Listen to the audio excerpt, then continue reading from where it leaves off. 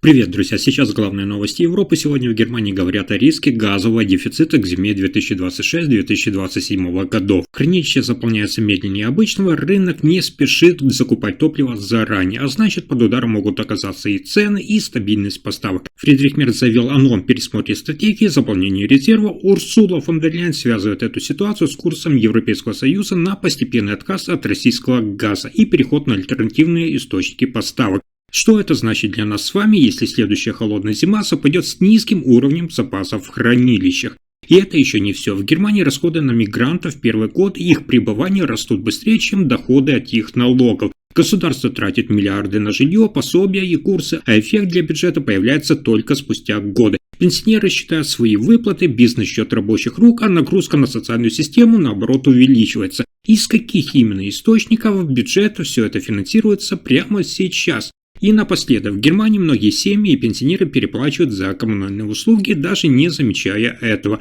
В счетах появляются дополнительные позиции, авансы растут, перерасчет делают не всегда, а итоговая сумма оказывается выше, чем должна быть. Почему люди платят больше, чем могли бы, и как это происходит на практике? Здравствуйте, обо всех этих последних событиях Европы коротко расскажу буквально за несколько минут. Итак, сейчас в Германии уже на уровне профессиональных расчетов говорят о возможных сложностях с поставками газа к зиме 2026-2027 годов, и это касается конкретных объемов топлива в хранилищах и способности рынка обеспечивать их заполнение наперед. И здесь ключевой показатель – это уровень газа в подземных хранилищах. Напомню, что в начале 2026 года заполненность была всего лишь около 28%, тогда как в прошлые годы к этому времени запасов было значительно больше.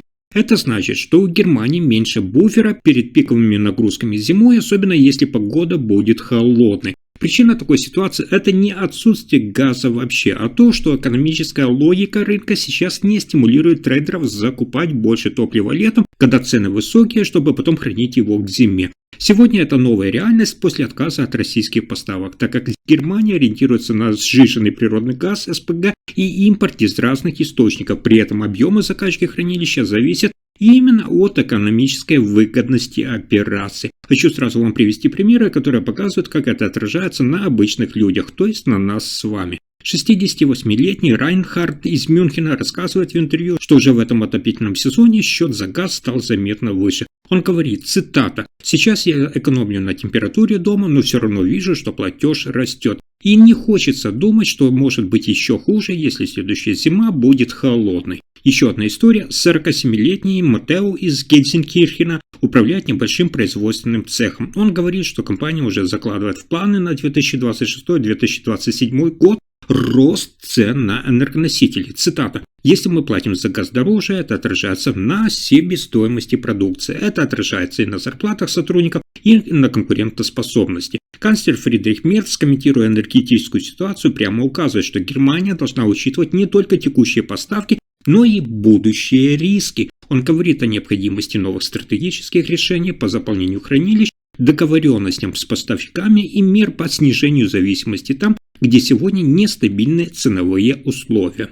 Урсула фон дер Ляйен в Брюсселе подчеркнула, что Европейский Союз поставил цель полностью отказаться от российского газа к 2027 году. Это политическое решение означает, что все страны Европейского Союза должны обеспечить альтернативные источники энергии, но это, конечно же, требует времени, инвестиций и совместных действий стран-членов.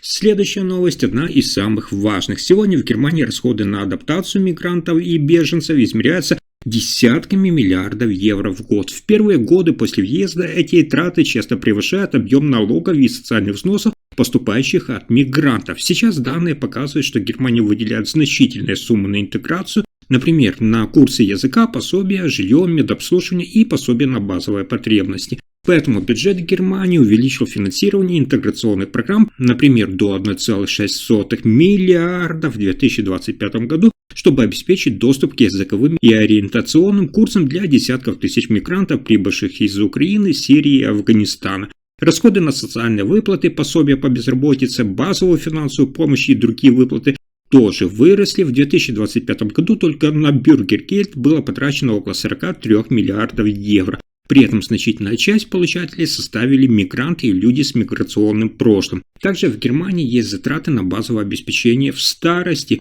Вот как это отражается на реальных семьях и бюджете. 72-летний Герман из Гессена говорит, что многие его друзья-пенсионеры удивляются, сколько платит Германия сегодня новоприбывшим за первые годы. Цитата. «Мне помогают с пенсией, но я часто слышу, что молодые люди получают жилье и пособие сразу после приезда. Это становится заметным при сравнении личных расходов и государственных социальных выплат».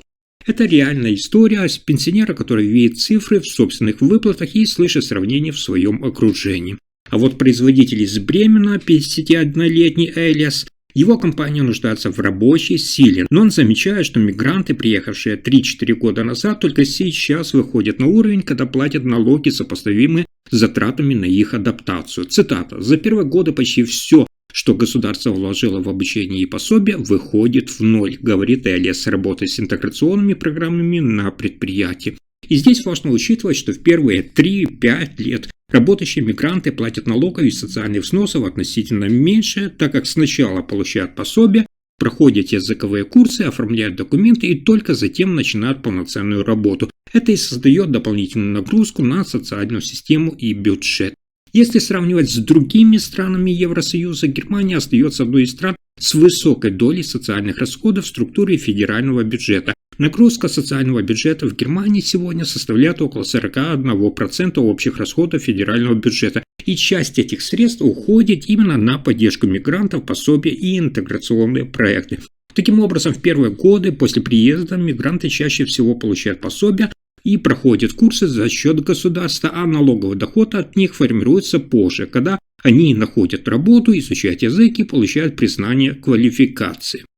Но на этом сюрпризы дня не заканчиваются. Сейчас в Германии многие жители платят больше, чем могли бы из-за особенностей расчета коммунальных платежей и условий договоров с управляющими компаниями. Эти переплаты могут составлять сотни евро в год для обычной семьи или немецкого пенсионера. Мы с вами знаем по квитанциям, что во многих домах плата за коммуналку складывается из нескольких частей. Это отопление, горячая вода, холодная вода, вывоз мусора, уборка подъезда, обслуживание лифтов и даже освещение мест общего пользования. Но сейчас в ежемесячных счетах часто оказываются и позиции, которые жильцы либо не проверяли ранее, либо не понимают до конца, за что именно. Со временем суммы растут, а жильцы продолжают платить молча. Приведу вам пример из жизни. 72-летняя Лина из Северного Рейна-Вестфалии живет в многоквартирном доме. Каждый квартал ей приходит счет за коммунальные услуги, где есть строка «Обслуживание и техосмотр котельной». Лина подумала, что это стандартное отопление. Оказалось, что такая статья должна быть включена только с ее согласия, но управляющая компания включила ее автоматически с 2022 года. За 3 года переплата составила почти 400 евро. Когда она обратилась в компанию с вопросом, ей сказали, что по договору это законные услуги и возврата не будет.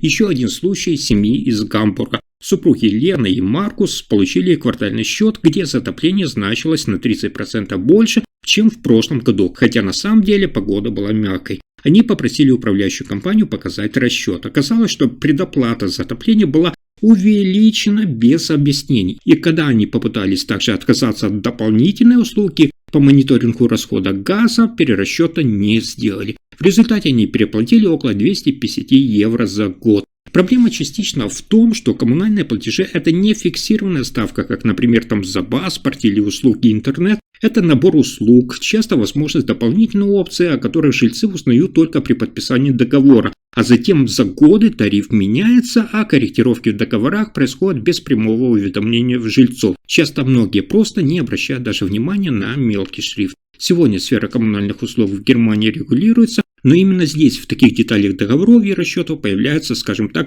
узкие места, где простому человеку сложно сразу понять, за что он платит. Например, иногда в счет включают плату за проверку дымохода или вентиляции, хотя законом это не всегда требуется. Управляющая компания включает такие пункты в стандартный пакет услуг, и жильцы соглашаются на них просто при подписании общего договора.